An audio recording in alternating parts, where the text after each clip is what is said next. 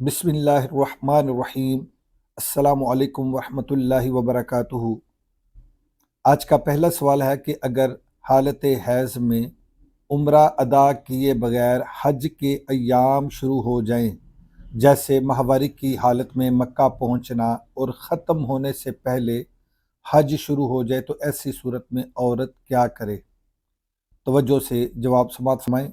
ماہواری کی وجہ سے عمرہ ادا کرنے سے پہلے اگر حج کے ایام شروع ہو جائیں تو اس صورت میں ایسی خاتون عمرے کا احرام کھول دے اور غسل یا وضو کر کے حج کی نیت سے حج کا احرام باندھ لے اور طواف کے علاوہ حج کے تمام افعال ادا کرتی رہے اور پاک ہونے کے بعد طواف زیارت کر کے حج سے فارغ ہو جائے، اور جو عمرہ ماہواری کی وجہ سے رہ گیا تھا وہ مسجد تنعیم یعنی مسجد عائشہ یا مسجد جعرانہ سے احرام باندھ کر ادا کرے، تو ایسی صورت میں عورت پر کوئی دم لازم نہیں ہوگا۔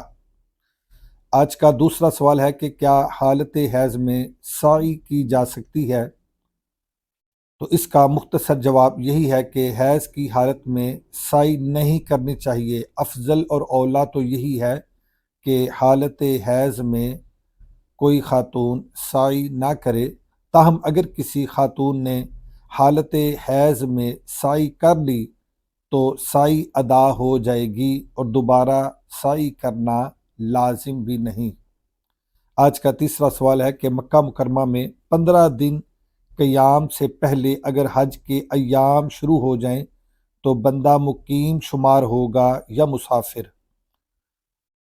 تو حج کے ایام میں مینا روانگی سے قبل جس شخص کا 15 یا اس سے زیادہ دنوں تک مکہ مکرمہ میں قیام ہو تو وہ شخص مقیم شمار ہوگا، جبکہ مینا روانگی سے قبل تک جس کا مکہ مکرمہ میں 15 دن قیام نہ ہو تو ایسا شخص مسافر شمار ہوگا۔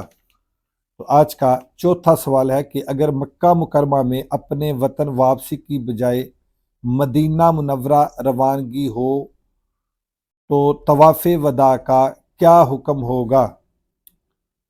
تو میقات سے باہر رہنے والوں پر حج سے فارغ ہونے کے بعد مکہ مکرمہ سے واپس ہوتے وقت طواف وداع کرنا واجب ہے، خواہ مکہ مکرمہ سے نکل کر براہ راست کوئی اپنے وطن کسی نے لوٹنا ہو یا مدینہ منورہ سے ہو کر اس نے اپنے وطن لوٹنا ہو، دونوں صورتوں میں۔ لہٰذا مدینہ منورہ روانگی سے قبل طواف وداع کر کے روانہ ہونا چاہیے۔